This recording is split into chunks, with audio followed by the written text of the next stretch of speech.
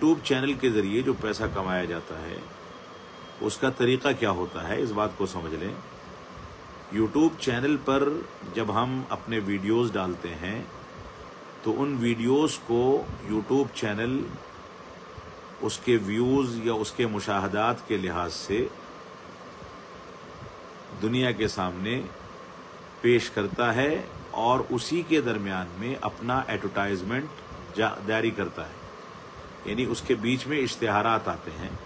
अगर इंसान ने यूट्यूब चैनल पर अपने अकाउंट को एक्टिव कर रखा है कि इसके व्यूज़ और मुशाहदात के नतीजे में उसको पैसा मिले, तो उस पर ऐड आने लगते हैं। आजकल यूट्यूब पर उमूमी एड्स भी आते हैं, यानी आप अकाउंट से उसको नहीं भी जोड़ेंगे तो भी एड्स आते हैं जो हमारे इख्तियार में नहीं रह गए, लेकिन जो उसको अकाउंट से जोड़ देता है उस पर खुसूसी अंदाज के एड्स आते हैं।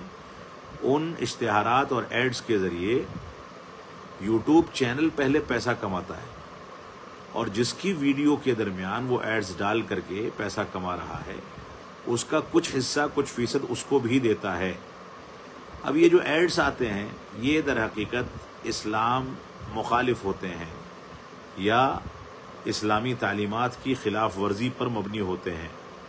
मिसाल के तौर पर गाने बजाने का ऐड होगा, किसी बेहयाई पर मबनी लिबास का ऐड होगा, शराब का ऐड होगा या किसी नशा आवर चीज़ का ऐड होगा या इस तरीके की कोई चीज़ होगी जो दर हकीकत इस्लाम की तालीमात से टकराती है।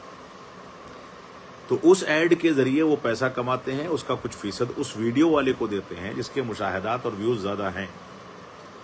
लिहाजा जब गलत चीज़ पर कमाई की जा रही है तो जाहिर सी बात है कि कमाई हराम होगी। हमको इससे इज्तनाब करना चाहिए, बचना चाहिए। अगला सवाल है